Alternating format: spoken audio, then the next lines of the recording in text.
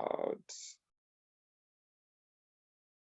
Just try to record a little.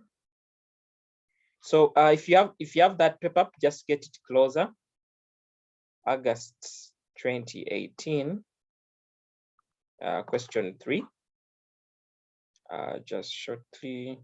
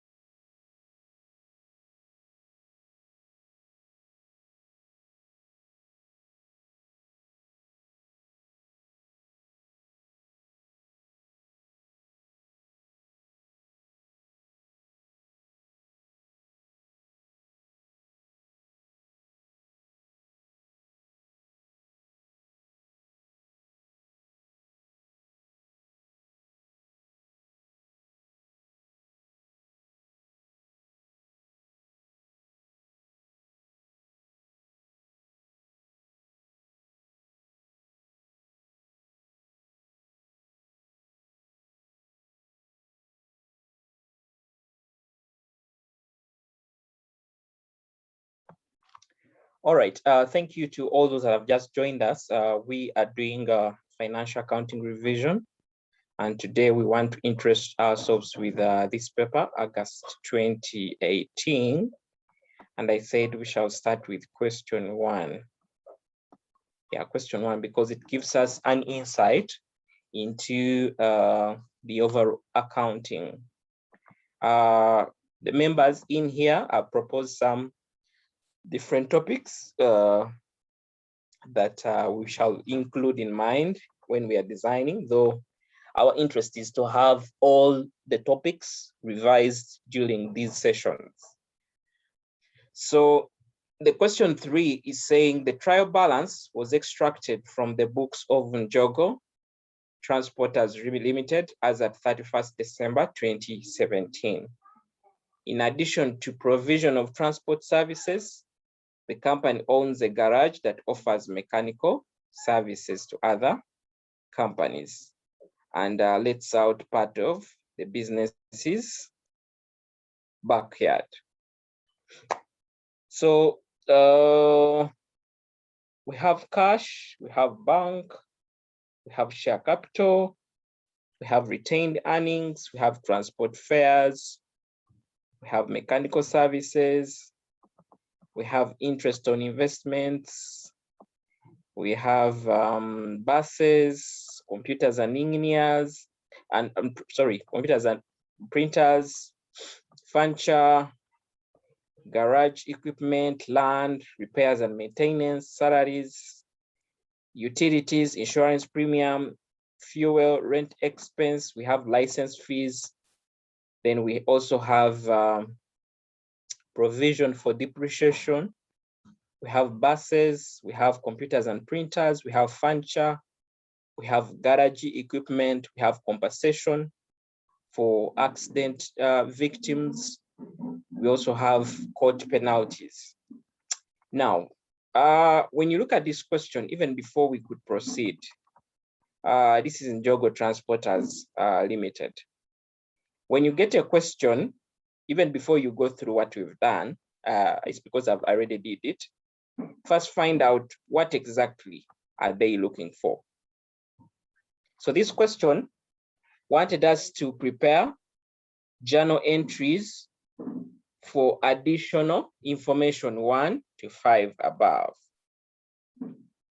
Okay.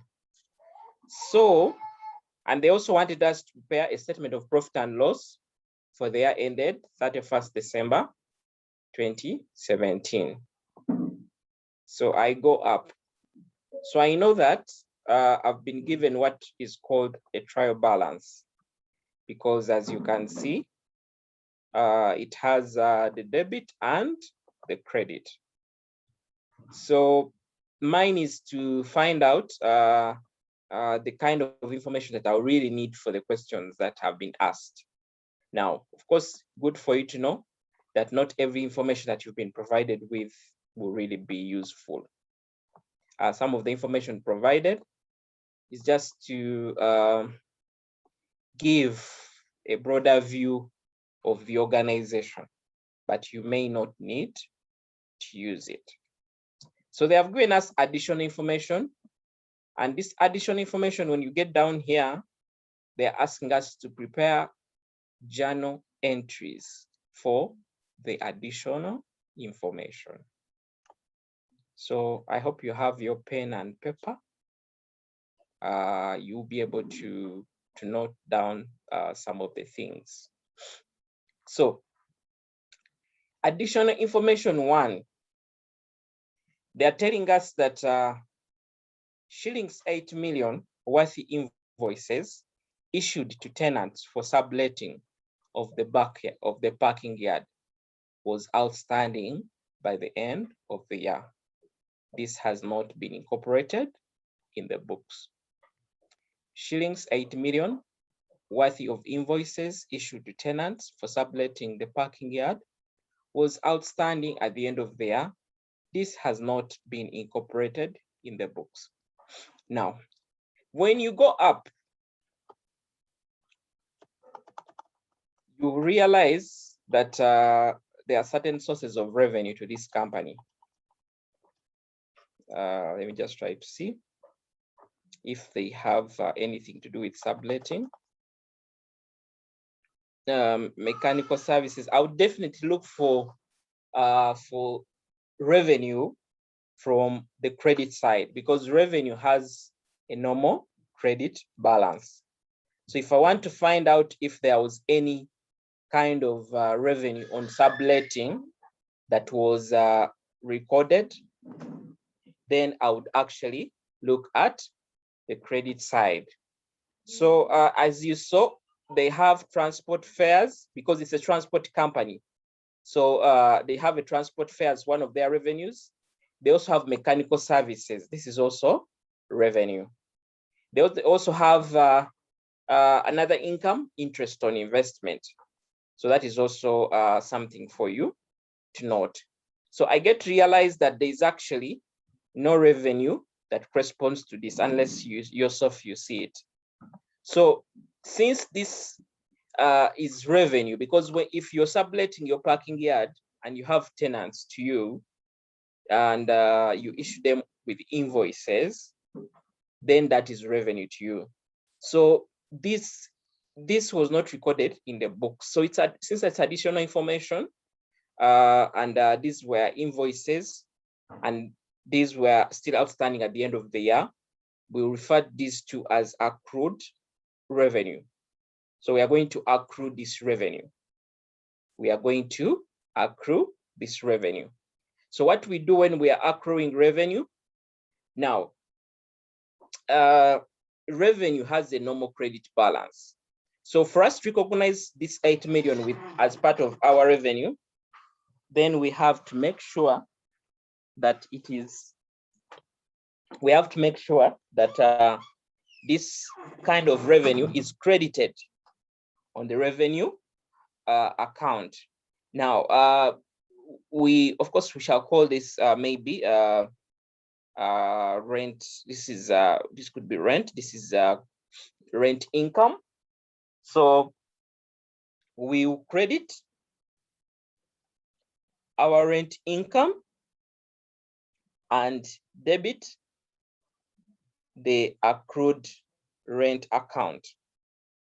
Debit our accrued rent account. Now, what we are debiting is actually a current asset in our books, because at the end of the day, we expect that we are going to receive this amount of money when the next financial year starts. Remember, this financial year that we are looking at here, these books are as at 31st December 2017. So I presume that by 2018, 1st January, we'll be having this under an opening balance, and we know that we'll be able to get payments coming through for this. So that is how we would handle that. So I hope you've basically noted that.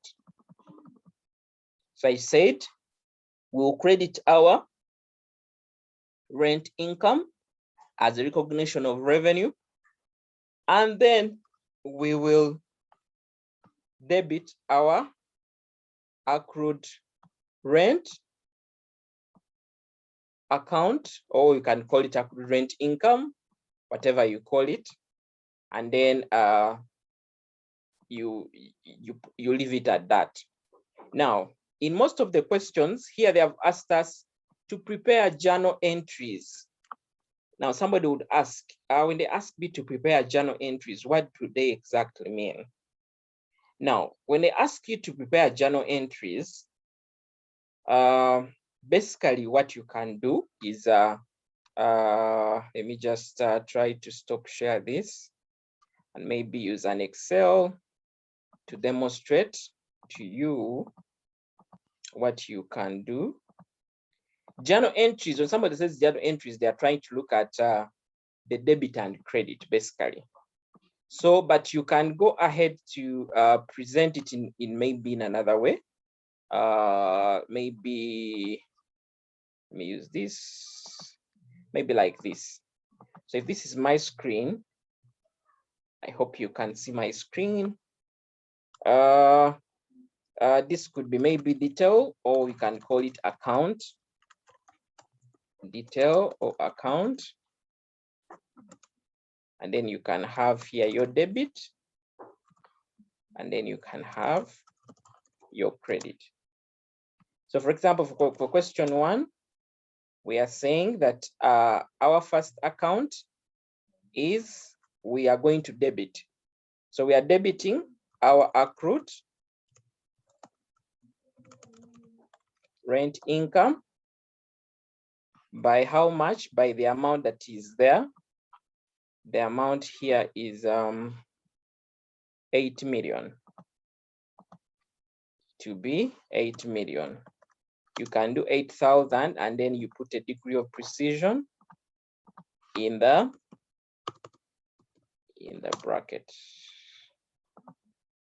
8 million. So these are thousands. Shall call these are thousands. These are thousands like that. And then we have our rent income. You can either call it sub-rent income, whatever, but the principle is the same. Sorry, I needed not to put it there. It is right here.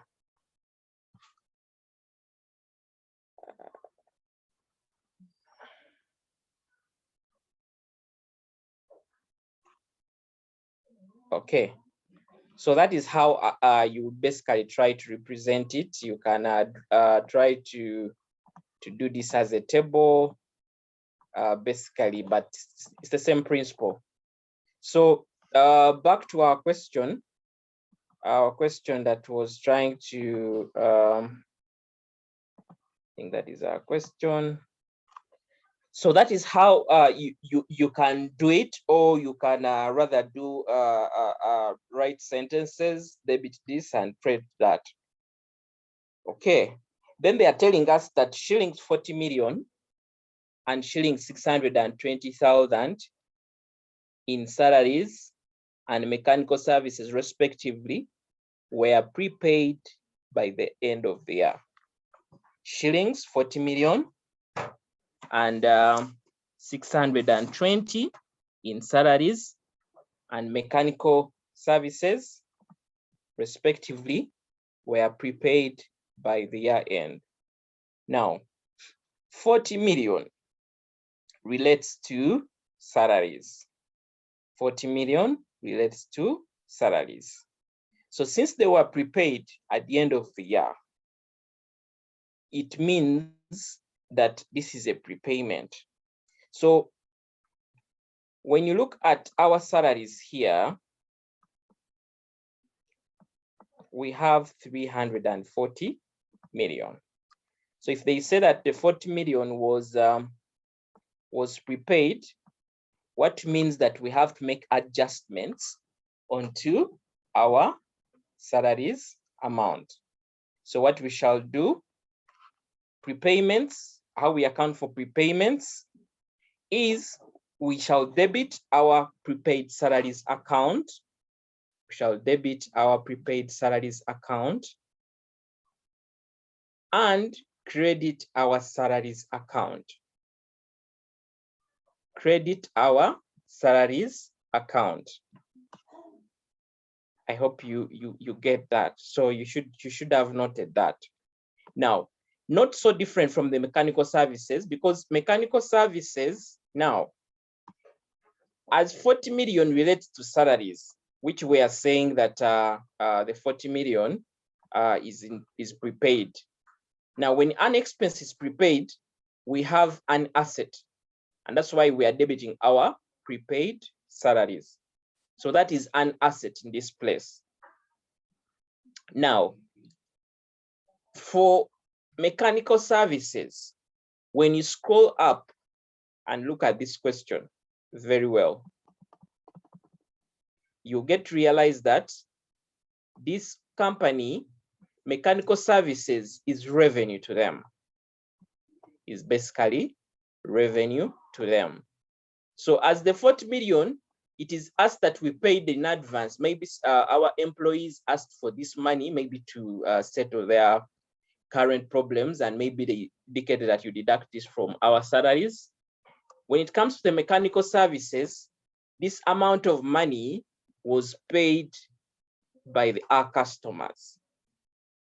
So as we have debited our prepaid salaries here and credited our salaries, this would be the reverse. Because in this case, when we have clients paying in advance for the services we offer, in this case, we have a liability, because by all means, we have to serve those clients. And that is why we will have, in this case, we'll have, of course, the these mechanical services, what we shall do is we'll have two accounts. So we have the mechanical services, since it is called mechanical services app, as an account. And then we shall also have, of course, yeah, you can you call them prepaid? Now, of course, you can call them prepaid, but you know, when you use the word prepaid in your books of accounts, it's like it is you who paid. You get it, eh?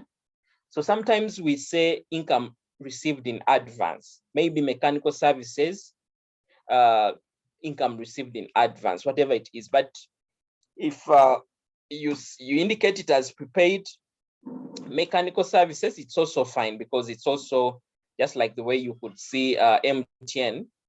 You can see if you look at their books, you see something like prepaid. So you can also call it prepaid mechanical services if it doesn't confuse you.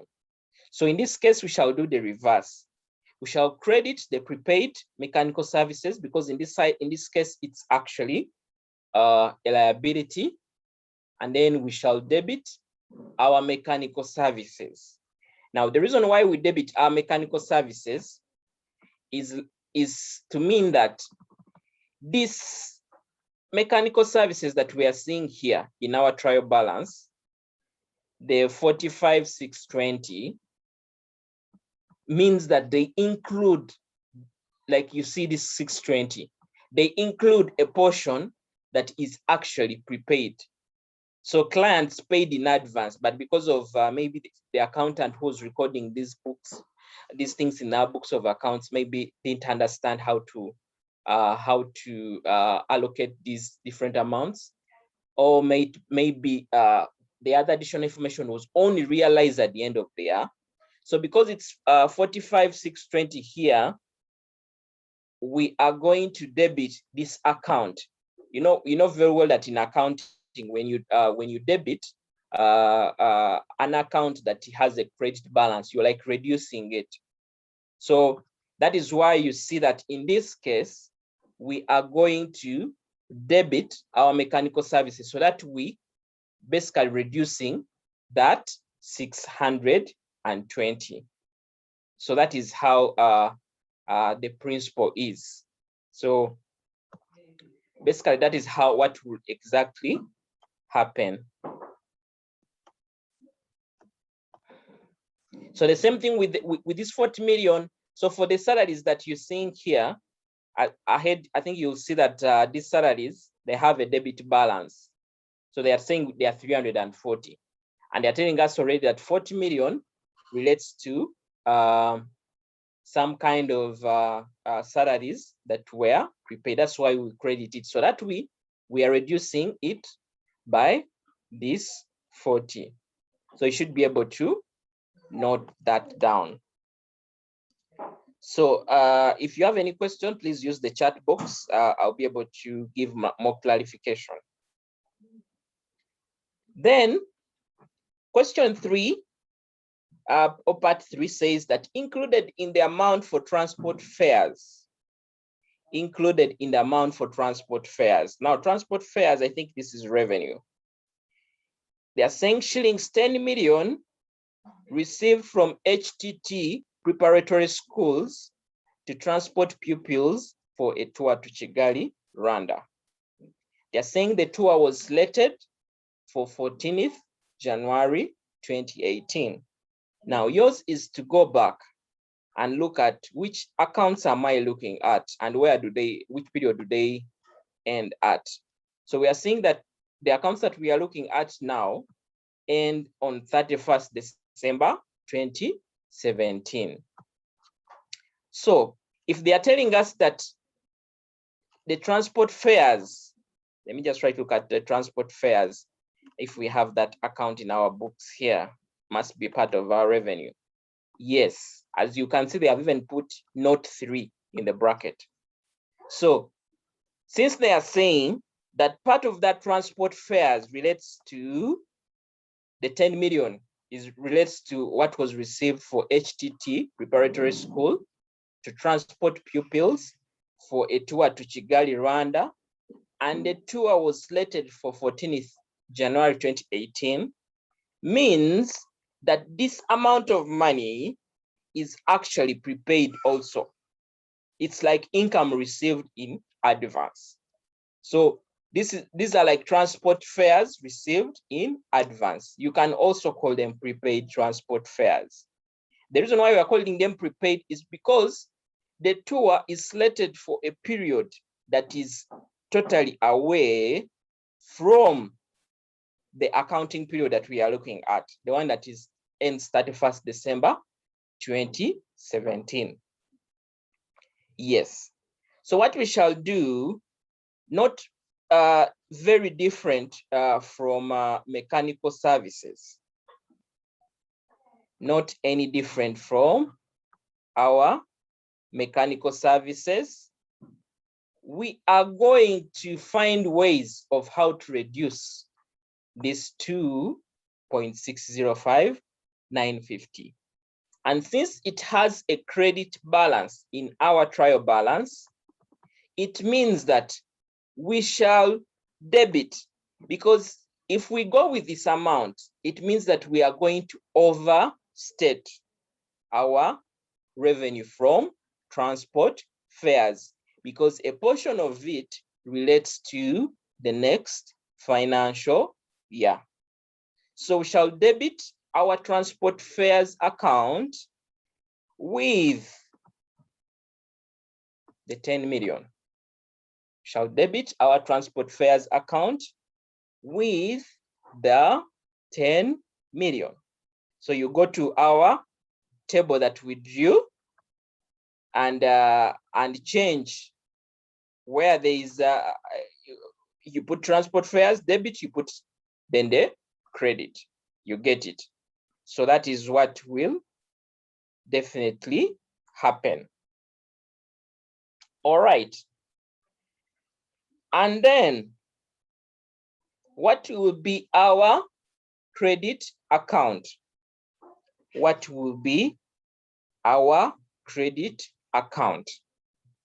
Now, our credit account, like I said, this could be transport affairs received in advance account, or you can call it prepaid transport fares because they relate to the next financial year. Yes. So I hope that that sticks well within your mind. So we move to the next one. They're saying 2.5 million for compensation for the loss of passengers' luggage that was in the company's custody has not been paid by the year end. 2.5 for compensation. 2.5 for compensation for the loss of the passenger luggage that was in a company's custody had not been paid by the year end. Now, when you go ahead now, compensation for loss of passengers' luggage is an expense to the organization. Maybe that is within their terms and conditions. But when you look at our trial balance, the compensation that is there is actually for accident victims. So if there is another compensation for loss of passengers' luggage, then we will make, of course, we'll make an accrual for it, because if they're indicating it here that it is yet to be paid, then we shall go to accrue for this. Yes. So we shall debit compensation. We shall debit the compensation for loss of passengers' property. I think we can say maybe just like the way it is here. This is a compensation and this is accident victims. So we shall have another account for compensation for luggage loss, let's say. So we shall debit it. Reason why we debit it is because it's an expense. expenses are always debited every time they increase. So we shall debit that, and then we shall credit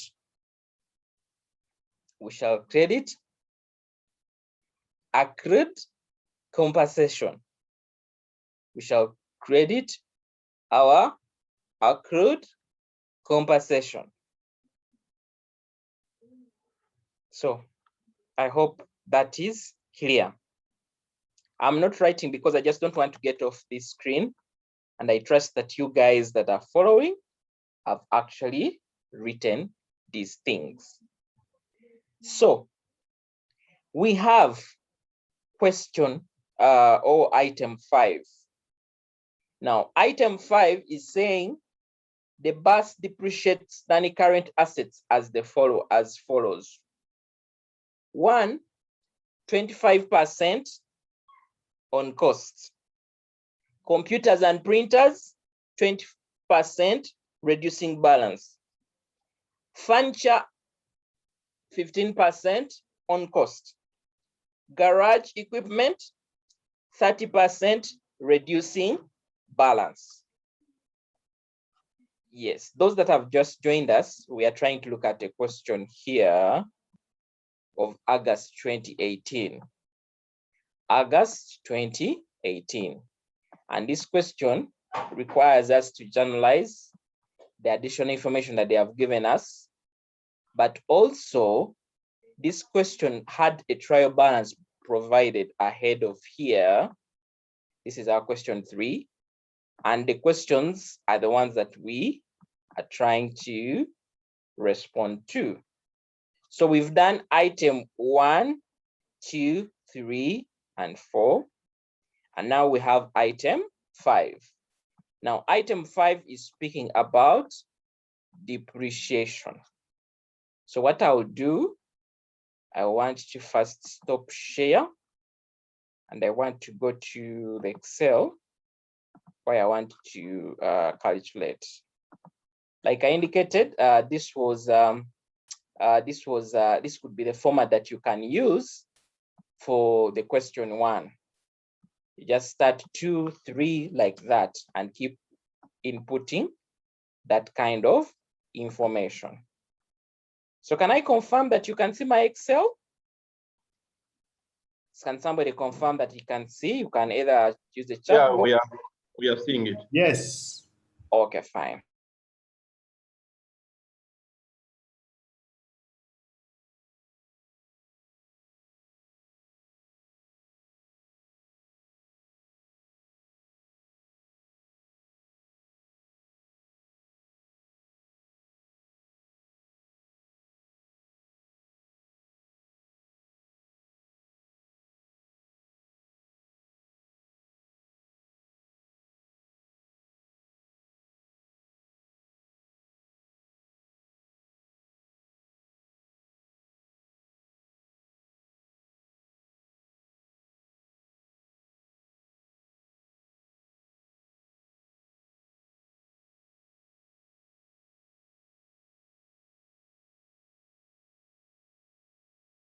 Sorry. I tried to mute. Apologies. So I was saying, can you see, do you see the PDF or you see the Excel?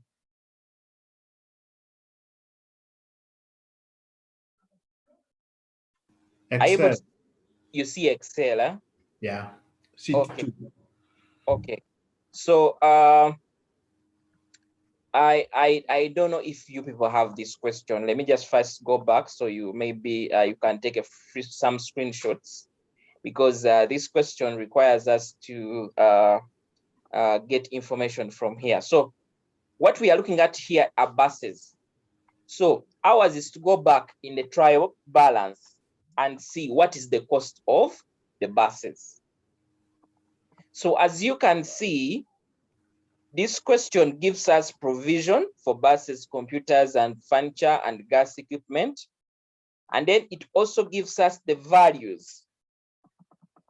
It is giving us the 8 million, the 80, and the 10. Now, somebody would ask, How do I know that this is cost? This is our net book value.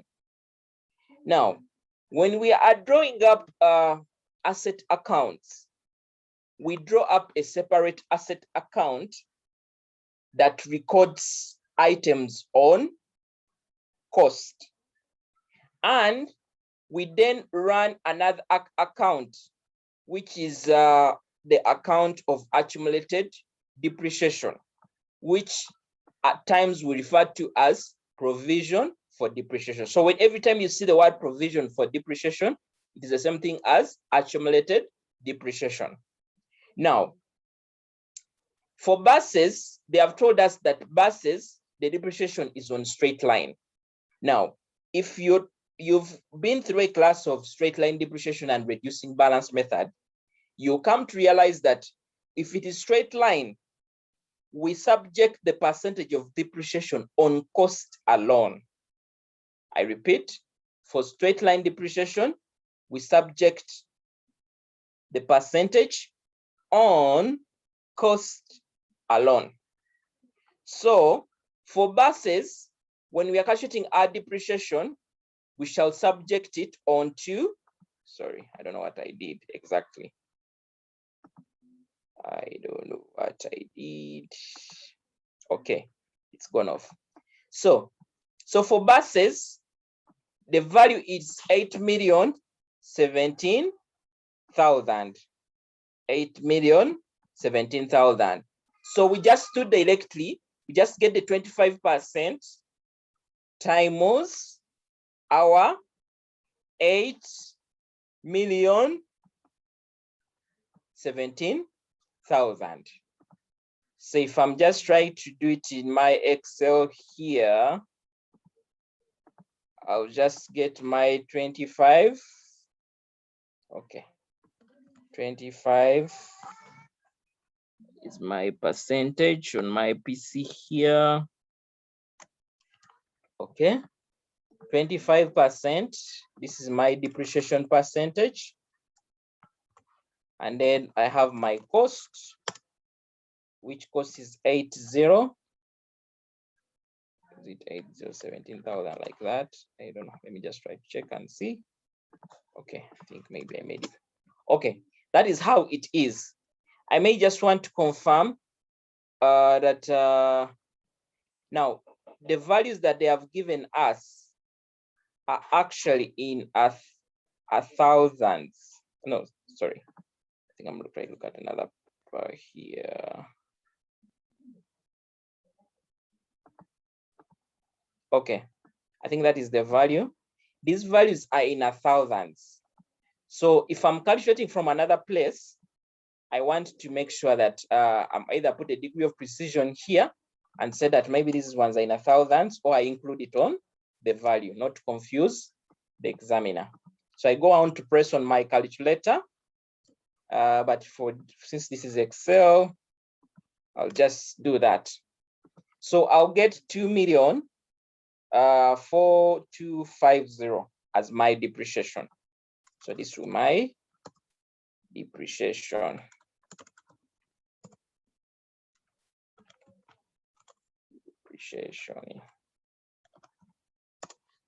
Something like that. Okay, so that is what will happen with the buses. So when we look at the next part, what is the question? Sorry,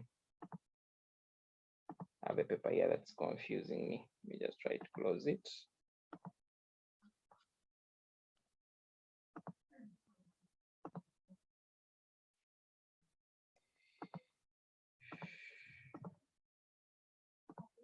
So we want to look at the next part of the next asset. The next asset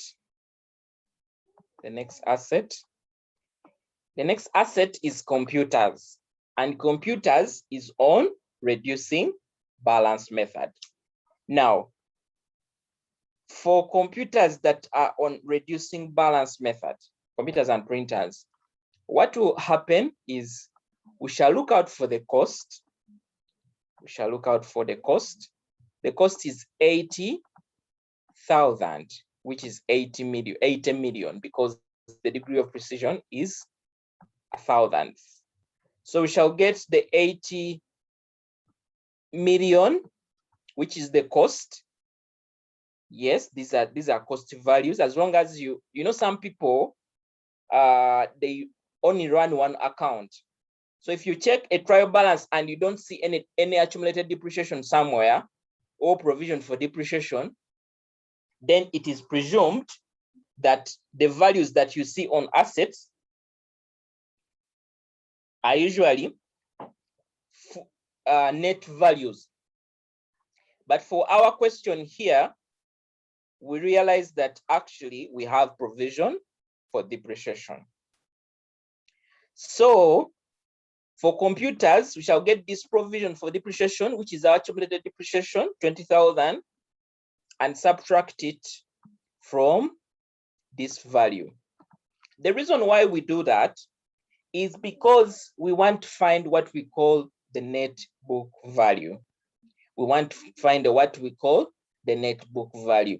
Because when we are using the reducing balance method, we subject the percentage of depreciation onto the net book value, which is also called the carrying amount. So the carrying amount for computers and printers is the 80 million minus the 20 million, which definitely gives you 60 million. So 60 million subjected to our percentage of 20% gives you 20% by 60 million gives you about 12 million. With your simple mathematics, 2 times 6 gives you about 12 million. So 12 million will be your annual depreciation for computers and printers. So I will not do that in Excel. I hope you can easily do that on your side. And like I said, to all those that are listening through or you're watching a replay of this, every time you're in such a class like this, please get a pen and paper so you're able to capture some of the things that I keep sharing here for your revision, but also for your understanding. Remember, when you write down, you're able to understand better because you write down in the language that you understand. All right. So that is what happens with the computers and the printers. Now, the other is the furniture. Now, furniture is at cost. So if something is on cost, this is a straight line method that we are going to use here. So yes, that's why I say here they are not saying on straight line. Somebody will say, why are you using a straight line kind of depreciation? By them saying depreciation is on cost means that if we want to find the depreciation, we shall do 15% times the cost. So when you go back to our question here, you realize that furniture is 10,000, which is 10 million because the degree of precision is in 1,000s based on here. So if they are telling us that this 10,000, that 10,000 down, if they say that the depreciation on that 10,000 is 15% on cost, it will just be 15% times the 10 million, which is the 1.5, 1,500,000. That is 15% of 10 million.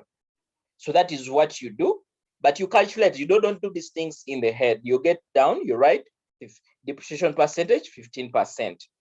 Cost is 10 million. Then you say calculation of depreciation. Depreciation will equal to 15% times the 15% times the 10 million, which is the cost. You get it? Yeah, so that is how you would calculate. Now, the last one that we have here is the garage equipment. The garage equipment. The garage equipment is at 30% on reducing balance method. Now, guys, we are using these things directly because even in the additional information, we didn't have anything that talked about some of these assets. In case these assets had, for example, been disposed of somewhere, somehow, then it would be required to actually do adjustments to make sure that whatever we are subjecting on are the existing assets within that financial period. So since this is at 30%, it means that our interest will be now to find the cost and the provision for depreciation, which sometimes we call accumulated depreciation, get the difference and then subject it to 30%. So if I move up and look at my garage equipment, my garage equipment is 180,000. It is 180,000. I'll look for the provision for depreciation, which is 45. So we have 180 up, and then we have 45 here. Now, when you subtract 180 minus 45 gives you 135,000. So 135,000. 135,000 is the net book value. So now the net book value is the one that we are going to subject to the 30%. The net book value is the one that we subject to the 30%, which is our reducing balance method. So when you subject 30% on 135, you're able to get 40500. You're able to get 40500. I hope you get the same. 4,000 for, is it 40,500? 40,500. So you're able to note this on your answer sheet. Write the cost, write the accumulated depreciation, your provision for depreciation, get the net book value, or what you can call your carrying amount. After you've gotten that, then subject 30% onto that value, then you're able to get your depreciation. So that is what will happen. I can try to demonstrate this since I did something for the other. So for that item, which is garage equipment, my garage equipment,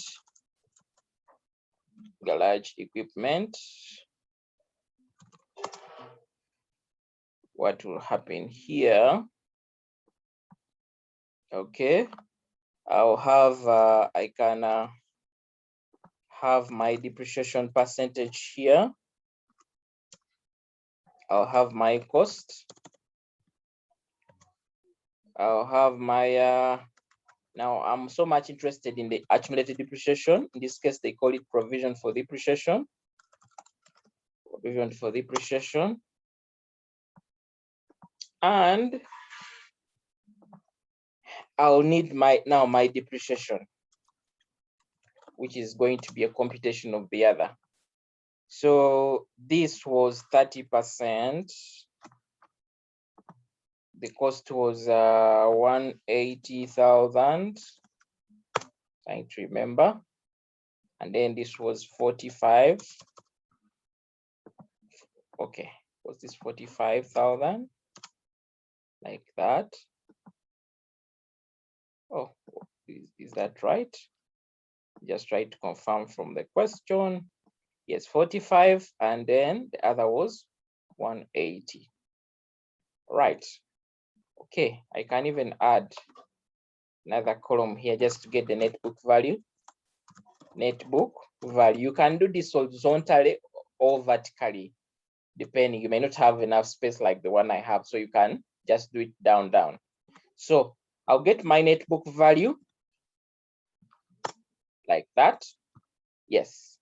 So after that, now I'm going to use my calculator to multiply this times that. So I can use Excel, which is my calculator now, and get my 4,500. So that is what I was trying to mean by using my brain to calculate. So that's how my question would look like. You get it? Yeah. But what you can do also, for you not to miss any marks, please put the formula there. You get it? Put the formula there. And maybe say this is equal to the depreciation percentage.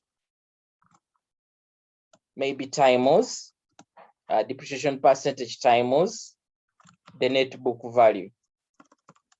Times the net book value. You get it?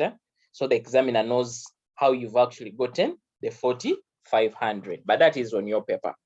If you're answering, if you're doing, for example, an ACCA exam where you expected to use Excel, then you can do some of the things that I'm trying to do here. But for CPA purposes, then you go ahead.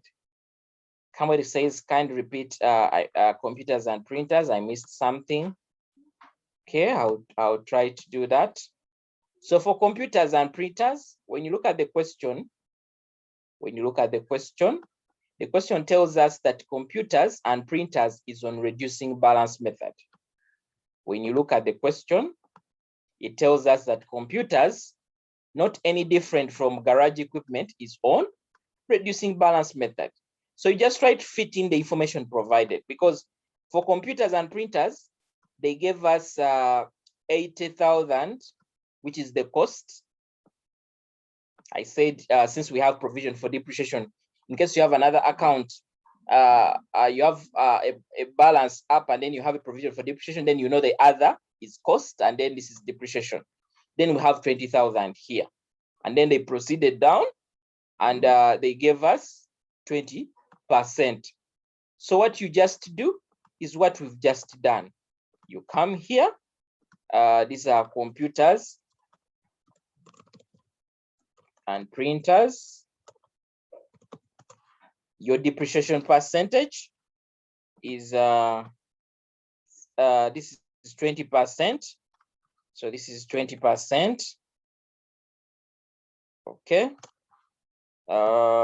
Just try to put the percentage here.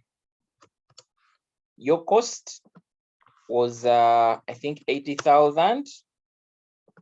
Let's try to make sure that these ones have it for that. So 80,000. This was 20,000. Let's try to make sure that these are also in thousands. So net book value, the difference this minus this, 60,000. And then the depreciation is just subjecting it to the percentage, 12,000. So it is that very simple. So you have to differentiate between the straight line, which is on cost. With on cost, you just subject the percentage times the cost, and then you get the depreciation. So basically that.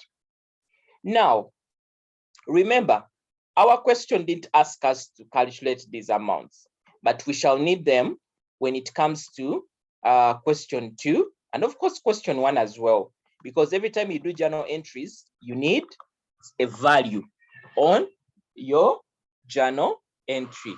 Now, how we account for depreciation recognition, if I'm here,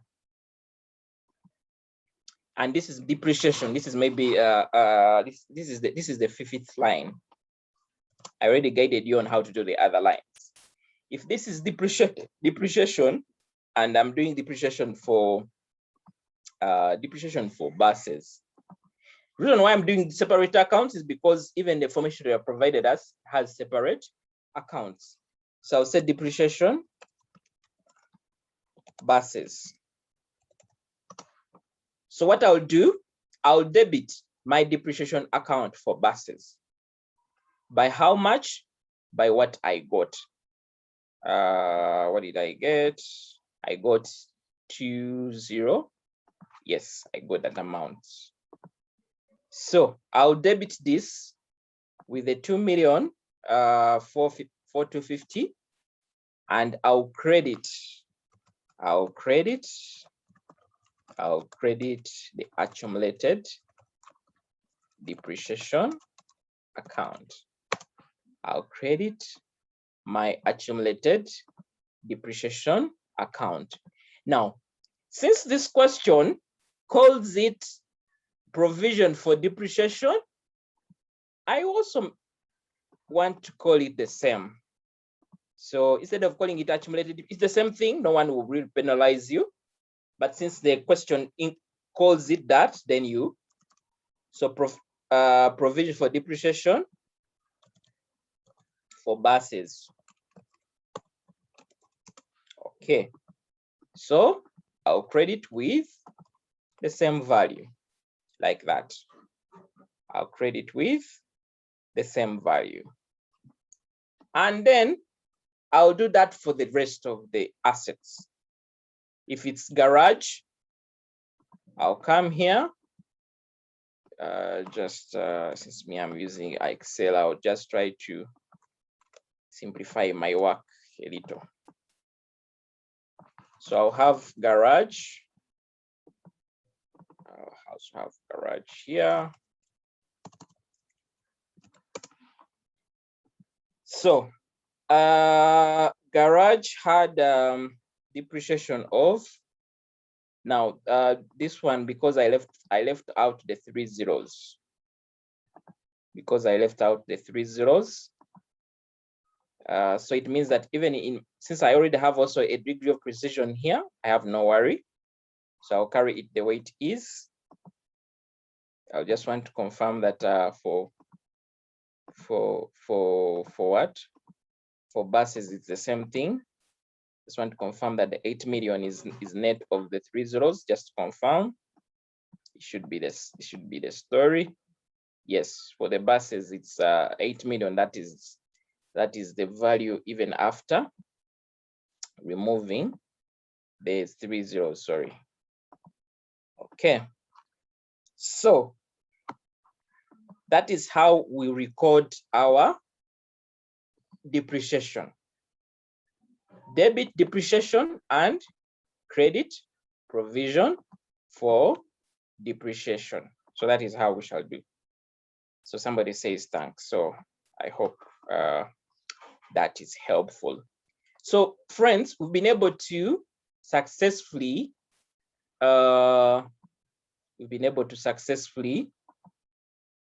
do the journals of 1 to 5. So what we are remaining with is question 2, that is asking us to prepare the statement of profit and loss for the year ended 31st December 2017. This was a very simple number that somebody can get 20 out of 20. So we are going to proceed to our statement of profit and loss. Now, this statement of profit and loss is also, some people call it the income statement. Yeah, by the same principle. So when you look at your trial balance here, there are things that you know that you have definitely appear in your statement of profit and loss.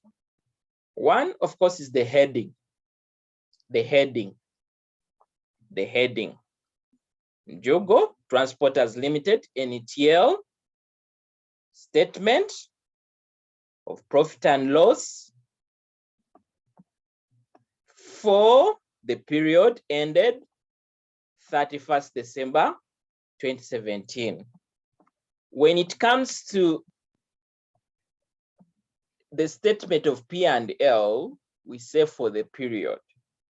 Actually, even here, they have even given you, you can even say for the year ended. If it's a balance sheet or a statement of financial position, we say as at.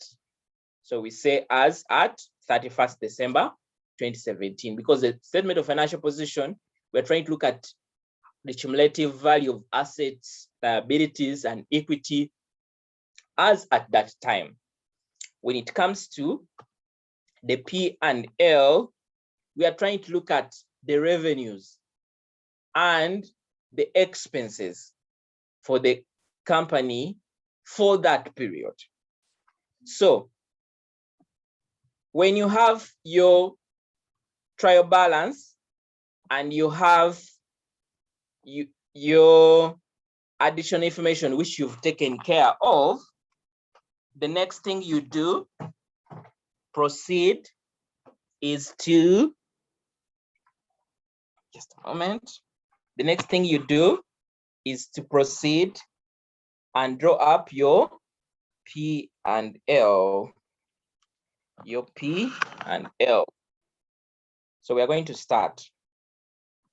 Let me just try to, now let me just try to, for me not to keep getting back here, you can take a screenshot in case, just so that we can be able to follow through together. So you know very well that when you're drawing up your income statement or your P&L, your interests are in the revenues and the expenses. The revenues and the expenses. Now, you also realize that there are companies that are into services, and there are also companies that are into selling of goods. Now, you'll get to realize that the P&L for a service business will be a bit different from the P&L of a company that deals in stock, buying and selling. Because, for example, here, we don't have things like sales. We don't have a sales value here because to them it's income. They have given us the different sets of incomes that they have. We also don't have purchases. So we are not going to do sales, maybe less, maybe sales returns, and then do cost of sales, and then do maybe opening stock, add purchases and less closing stock. We shall not go in such details, I presume, because this is a service company. So our interest will be just look at the respective revenues. We shall look at the respective revenues. After that, we shall go ahead to look at the expenses that we do have. All right, as simple as that. So I'll just go to my Excel. Just try to create an Excel here.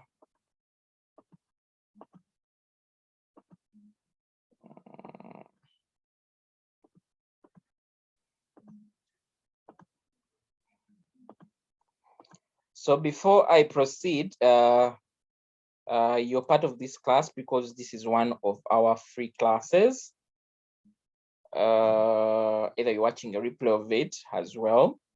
We are running these classes up to the September exams. We feel there are students that feel like it's good for them to learn, especially during this time. So we are running these classes for the next sitting. So these are basic revision classes, and we welcome students to join them. So for you to join these revision classes, we've discounted our value and we've only priced them at 100,000. So imagine you only pay 100,000 and you access all our trainings for this revision class till when the next sitting of the exam. So I encourage you, if you're part of this live class or you're watching a replay of this or watching this from somewhere else, I encourage you to reach out to me and I will be able to support you. You may have joined the link and maybe you've not seen my number, but you can note this number, 070-380-3255. That is my number. That is my number that you can send me a WhatsApp on. You make sure you add the 0 there. Then I can give you more details on how to join the other full-time class. I would love to have all of you join in the class. So 070-380-3255. I want to say that we would have priced this paper a little higher because we have several classes that are happening, but we understand and we made this a little cheaper. Now, that is for those that want to join the revision class.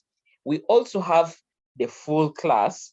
By full class or normal class, what I would mean is, you see this, for example, here, we just started from a question and we jumped into an answer onto it.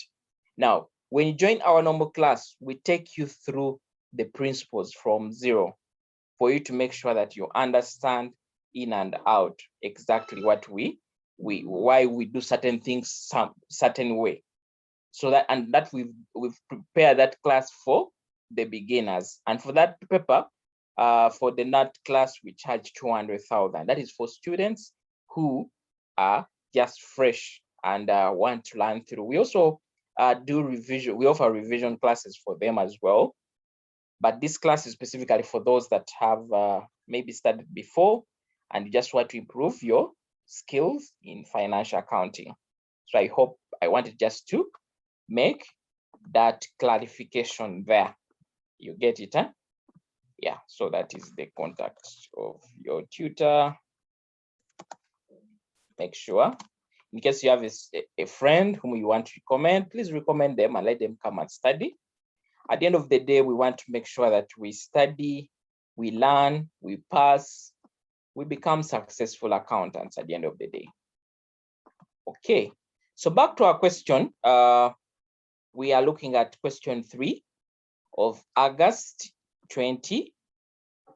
Is it August? Let me just confirm. Yes, August 2018, question 3. And it is in Njugu Transporters Limited. So it is in Njugu Transporters Limited.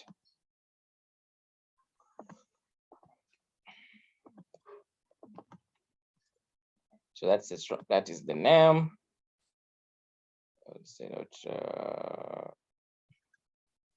Njugu Transporters Limited. So we are drawing up. They have asked us to draw up Njugu Transporters Limited statement of profit and loss for the year ended 2017. So Njugu Transporters Limited, NTL, easy statement of P&L for that period. I will not wrap and text because of certain reasons. Okay, so that is our simple heading. The keyword is for the period, for the year ended, or for the period. Yeah, whatever you like. So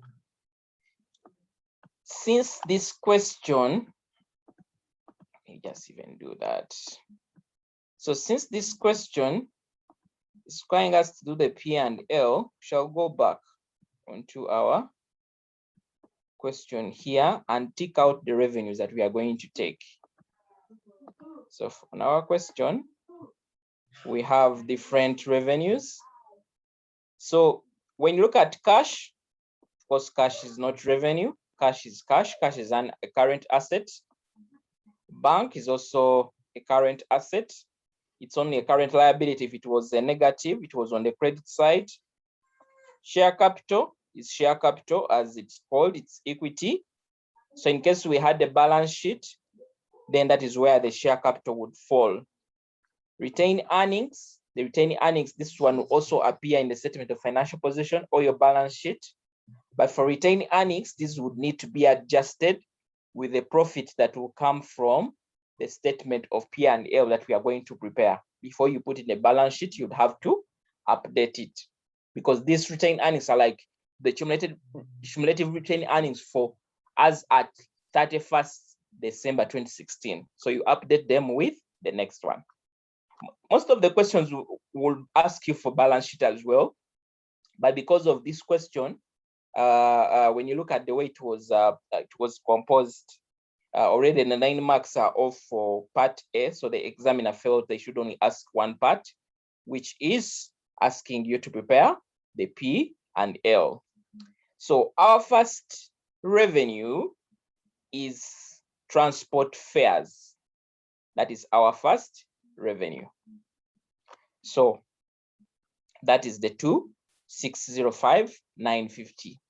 But for you to remember that you did a journal entry, on this note, and you adjusted the transport fare. The adjustment you made is because this 20 million relates to the next financial year. So it means that the amount that we are going to take to our P&L. Now, what you do, for you to show the examiner where you're getting this, it's good for you to draw up, let's say, the account for transport fares. You draw up the account for transport fares and make that adjustment and get the new value. So the journal entry we made debited our transport fare to reduce it by 10 million. So when you get this amount, this 2605, the 265,950,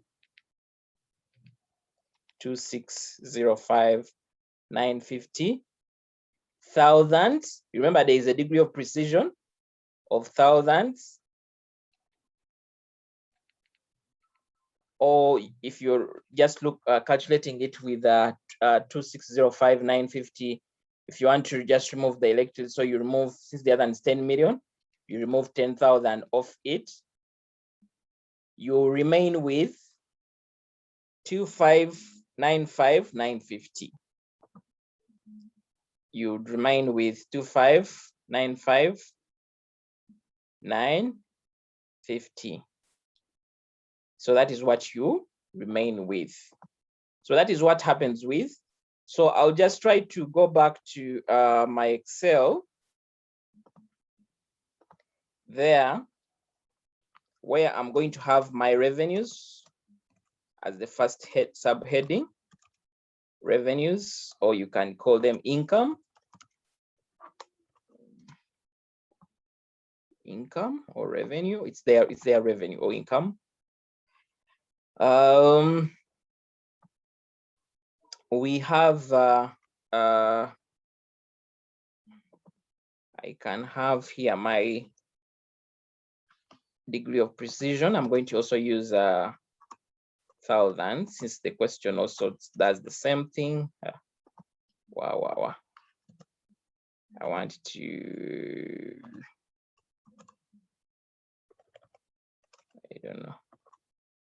I don't know how this will allow me. Let me just try to do text here.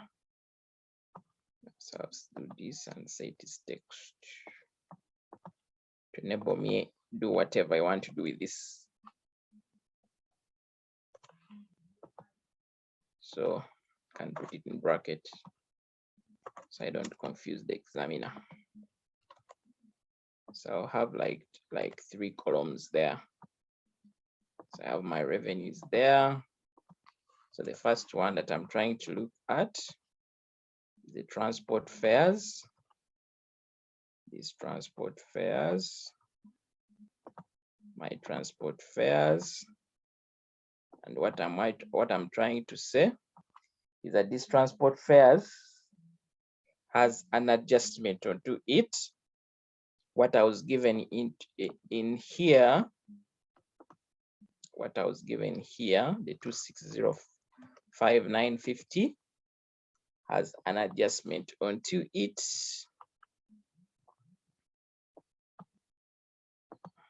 Maybe I can try to use this column. So this 2,605,950, I'm going to adjust it by the 10,000, and I'll get that amount of money. Yeah. So that is my transport fares. Then the next one, I hope there's no other adjustment on transport fares from the information That was the only one that was adjusting transport fares. So the next I have is mechanical services. I have mechanical services.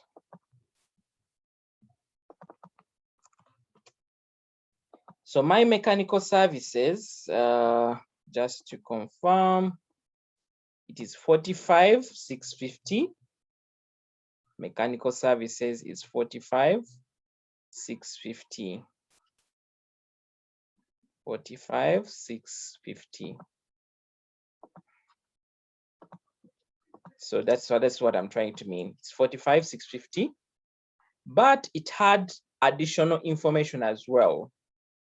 These mechanical services, 620 was prepaid. So 620 also related to the next financial year. So since it was prepaid, it also needs to be subtracted from. So mechanical services, the 45.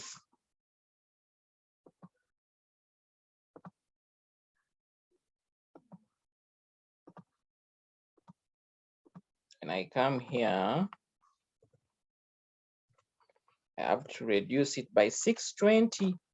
I'm only reducing it by 620 because the other one is in additional information and the other one is in the trial balance, which has a degree of precision. So it gets me to 45 that. Okay. So you can do that calculation outside, or maybe you may want to, just a moment. You might want to do it here, because here in this Excel, the examiner will not see this, because this is I'm just doing it because this is Excel. So you can try to put it in bracket, or you can have a working somewhere just to show that you're subtracting this from this and getting that amount, so that the examiner doesn't wonder where you got the amount. You know, when you want to get some of these marks, you don't want to assume that the examiner knows that whatever you put in the journal entry, you just subtract it here. Indicate it there so that the examiner can know, so without any excuse, especially for such a question like this, because we want to get all the marks and not leave anything unturned. So mechanical services was the other kind of source of revenue for this company. The question should be, do they have any other sources of revenue? So when I look at this paper, looking at the credit side, remember I said share capital and retaining earnings, all these will go in the statement of financial position. We now have transport fares and mechanical services, which we've already adjusted. Now yours is to find out if there's any other revenue, which I'm not seeing apart from the other income. Other income, which is the interest on investments. Interest on investments. Now you see, sometimes this interest, they can either include the word on investments, or they can say, okay, just interest. As long as you see interest on the credit side, then you know that that is an income. If this interest was on the debit side and it just said interest and they put it on the debit side, then you know it's an expense. It's actually interest that has such kind of interest. What else can be can also confuse it? We've even seen from mechanical services, somebody may think this is an expense, but as long as it's on the credit side, then it's an income in its own. So apart from the 82,600, let me just try to confirm that there's no other. These are the provision for depreciations, which you already used. When you move down in the additional information, we don't have any new revenue that we have. So I'll only take the other income, which is the interest on investments. So I'll just try to stop share that and move to here. So when I move here, before I can put that, I'll just say total revenue. I'll first get my total revenue. Total revenue. The reason why I'm getting total revenue here is because the other income is just other incomes, but the revenue that's generated by the company directly is that. So then I say maybe other incomes. Other incomes. I now have interest on investments. If they are just called it investment, then it would be on a debit, like on the debit side. And in that case, it would be an asset. But since it is interest on investment, it means maybe we have maybe either could be money in the account on the bank account, and maybe it's on fixed deposit, and bank maybe money, they give us some money at the end of the month or at the end of the year. So I'll just pick the 82,600, and it's what I will include here. Yeah, I can include it here. Now, I don't see any other income unless you see any that you can let me know, but that is what I see. So it means that even the total other incomes will be the same thing.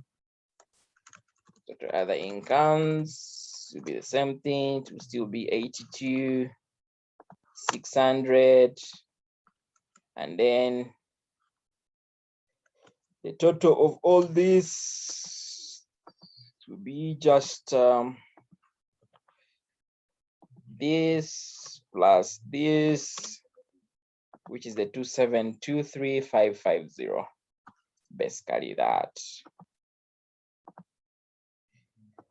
So that is what I would get. And then I will now proceed to expenses.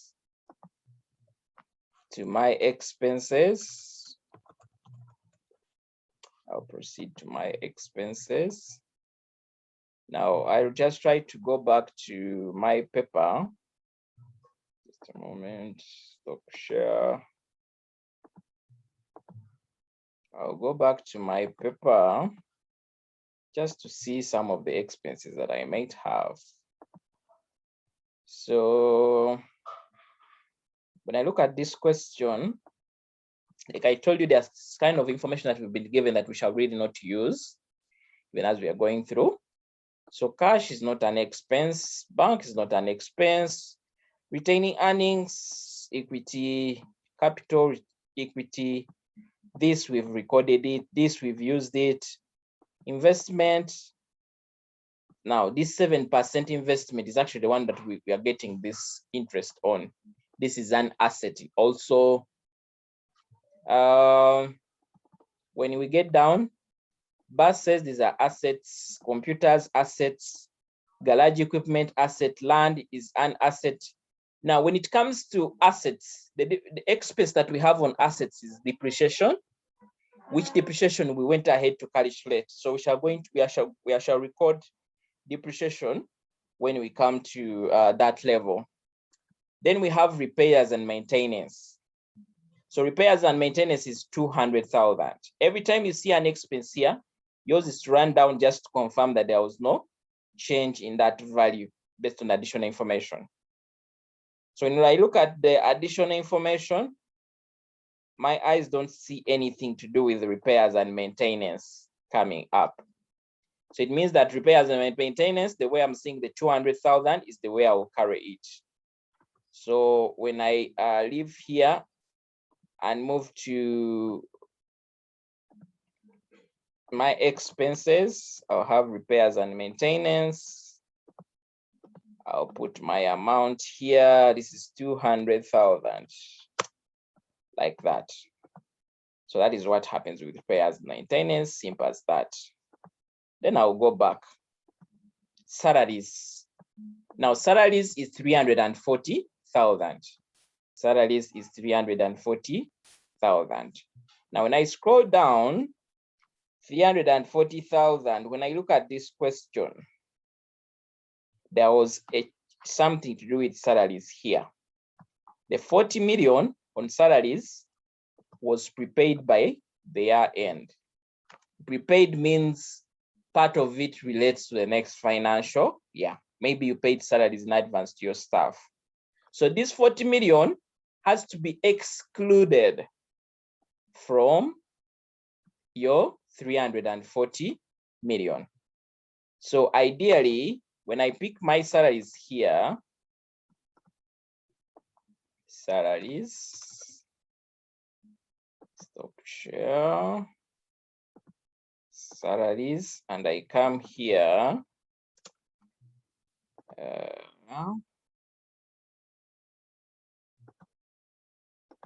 and I write, it was 340.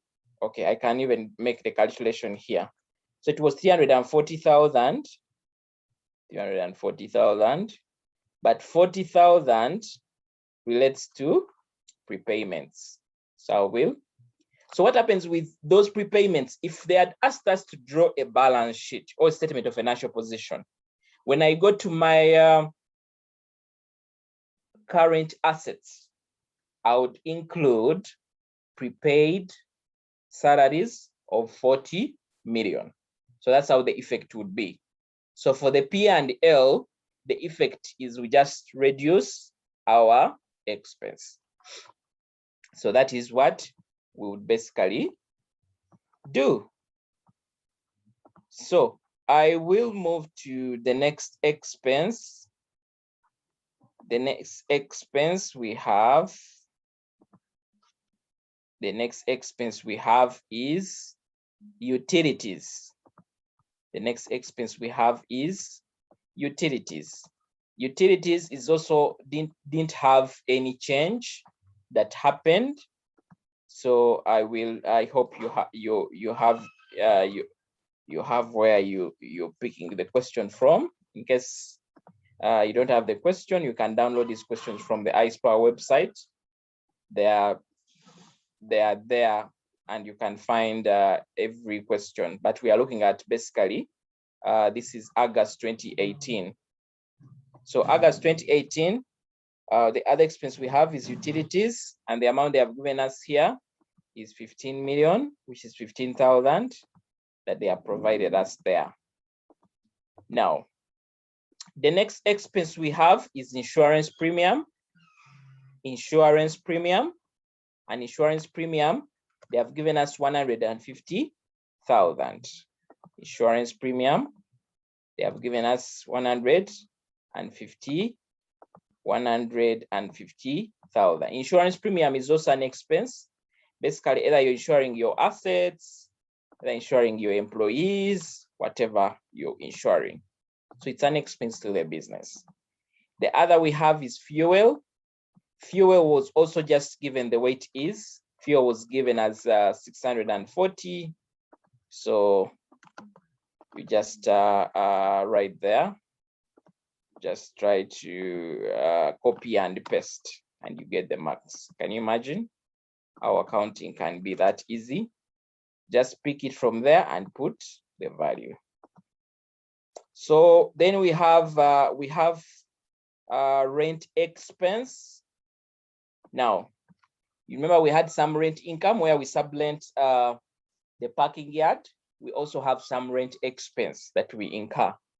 Now, rent expense didn't have any additional information on it, because the additional information that we are given, additional information 1, that relates with subletting, is basically an income, which we wouldn't mix with a rent expense account. So for rent expense, you just come, write your rent expense there, and pick the amount.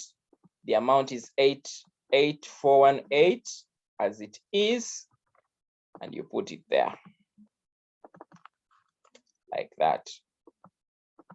Then we move to license fees. License fees also didn't have any additional information. So you just write your license fees as they are there. They gave us an amount of 10,000 in the trial balance. So you pick the 10,000 and write it there. Okay, we proceed stationery. Stationery. So stationery, we have stationery 56,000. One time along my career, we had an argument on whether stationery should be regarded as an asset or should be regarded as an expense.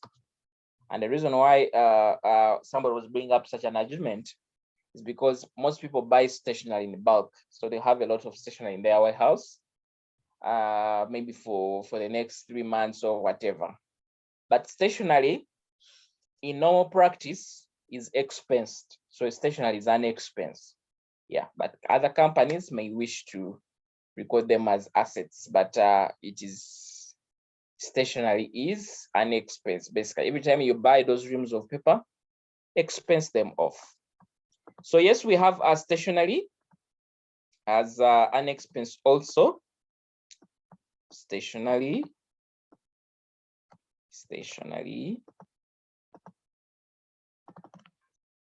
They have given us 56,000. Stationery have given us 56,000. 56,000. Okay, right there. And now the other that we also have. Okay, I just want to share with you this paper. So we just try to go it through together. So I've been trying to go as the question goes, like I've coded utilities, insurance premium, fuel, rent expense, license fees, and then stationery. And all these, when I looked at the additional information down, there's no any additional information that relates to these. Now, I come down to depreciation. Now, this is provision for depreciation, and this provision for depreciation goes into, of course, you update it with the depreciation of this year, and you deduct these amounts from the values up when you are drawing up your statement of financial position. But for matters of the P&L that we are drawing up as requested by this question, we shall only take the respective depreciations that we calculated for each of these assets. So before I proceed, I think I'll just go on depreciation. Depreciation.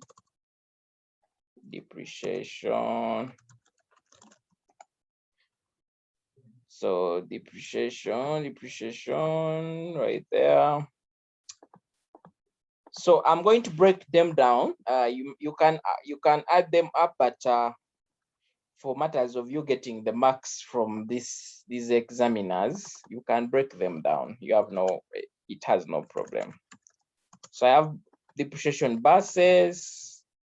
I have depreciation for the other asset I have is computers and printers.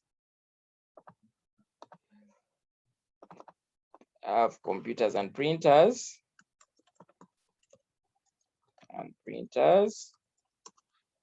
Then I also have a depreciation for, is this furniture?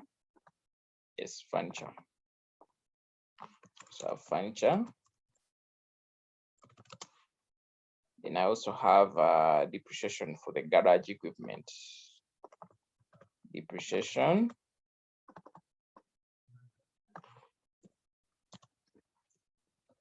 For the garage equipment. Yes, depreciation for the garage equipment. So I just want to pick what I had recorded. I think depreciation for the buses, I'd already calculated that. I'd gotten that amount. Depreciation for the garage equipment, I'd also gotten an amount. And then depreciation for computers and printers, I'd also tried to get an amount.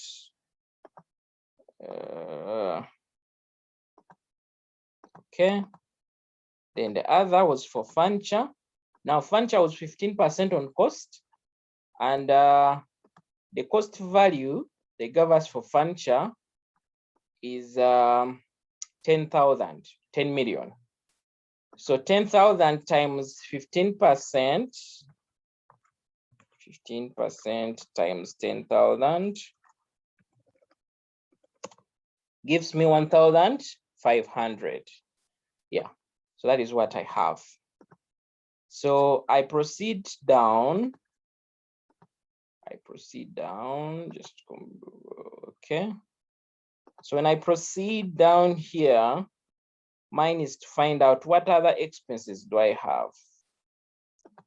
Mine is to find out what other expenses do I have.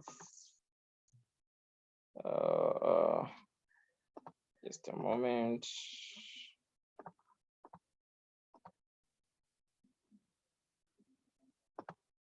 This paper doesn't want to show in my yes.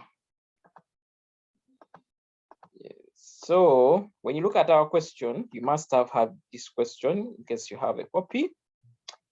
We've tried to look at depreciation. So we now have the compensation for accident victims. It is an account on its own. Now we had an adjustment on compensation, but the compensation we had down was for luggage. Now you can choose to have a single account, but now since this account they went ahead to separate it, I also separate it so that may be, and sometimes they do it maybe for matters of analysis. Maybe you want to know what compensations are spent on accidents and maybe what compensations are spent on luggage.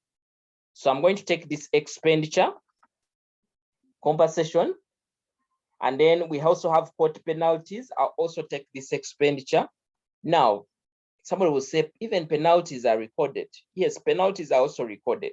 But if we're in a paper like taxation, if you're calculating the taxable profit, penalties are not allowed by URA, so you wouldn't have to record penalties. So I just want to make sure that I only have this to record, these two to record. Then from this information, I also now this is it. You know, after you've done you've tried to input this information, it's important for you to think about the additional information. Now I was proceeding with you here. You didn't remind me of one thing here. So before we look at expenses, you see this first additional information? It has an income in its own.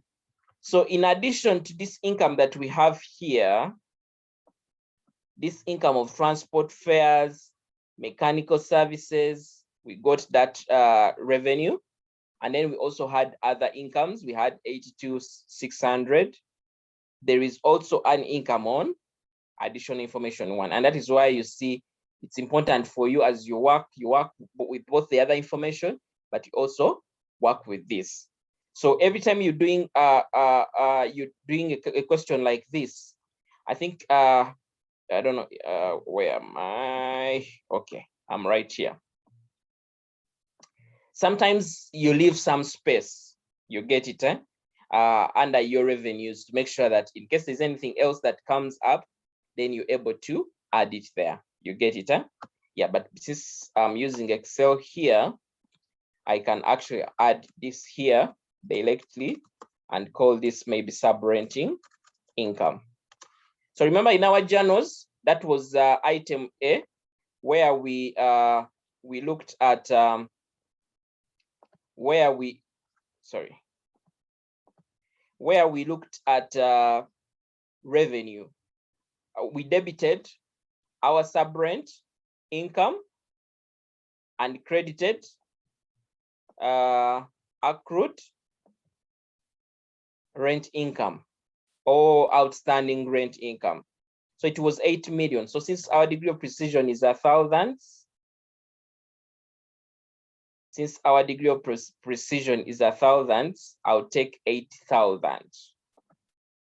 So when I'm recording it in my, oh, this is my Excel. Okay. So I'll record 8,000 here. And that means that it will change this to be a summation of this and this. Yeah. so which will update my income. So that is why it is imperative for you to cross-check and make sure that you are doing that. So for the 40 million, this one we already adjusted when we are doing the salaries. We also did this. We are taking off. Included in the amount of transport fares was 10 million. We also had, I think we adjusted this when we are trying to record our transport fares. So this is the 2.5 that we are going to include in our expenses as well. So we have now 2 expenses remaining. We have this, and then the last expense to do with compensation of loss of passengers' luggage.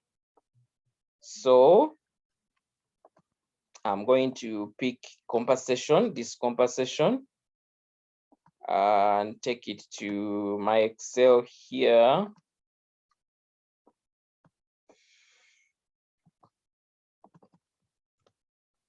So this compensation of accident victims had no adjustment, and the value they gave us is 180,450, like that. And the other is court penalties. Court penalties. The value that we have for court penalties is 12,320. We have 12,320. And then we have, when you go down, you see we have our compensation for the loss of passengers' luggage. Compensation for loss of passengers' luggage.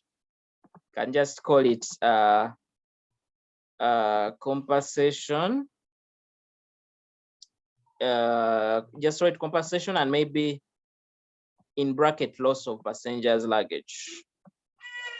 In bracket loss of passengers' luggage.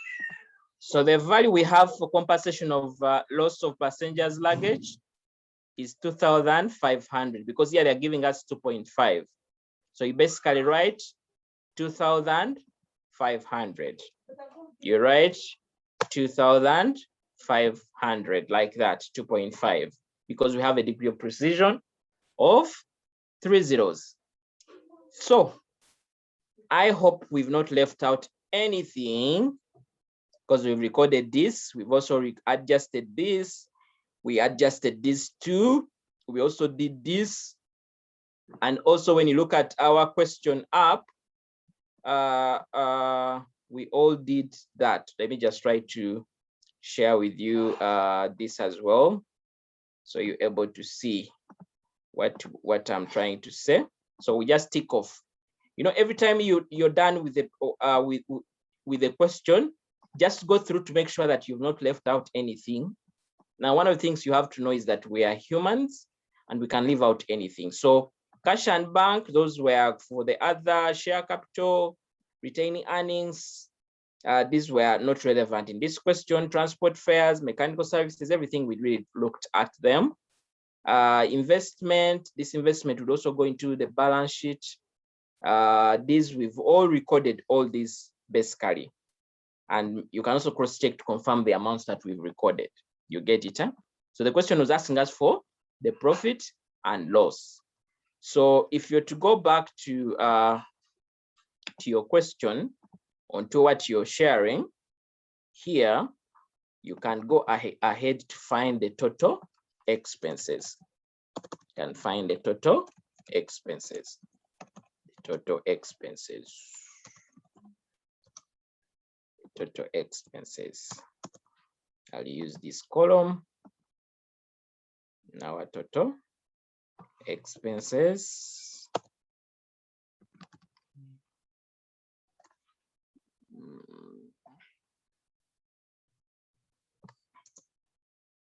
So we get 3.6, 3623, like that.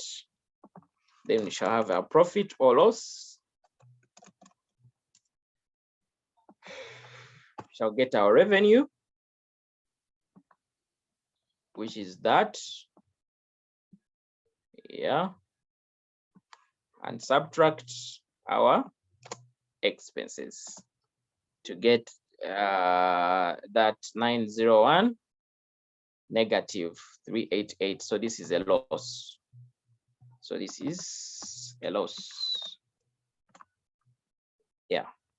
So I welcome any questions. If there's anything that you would like me to clarify.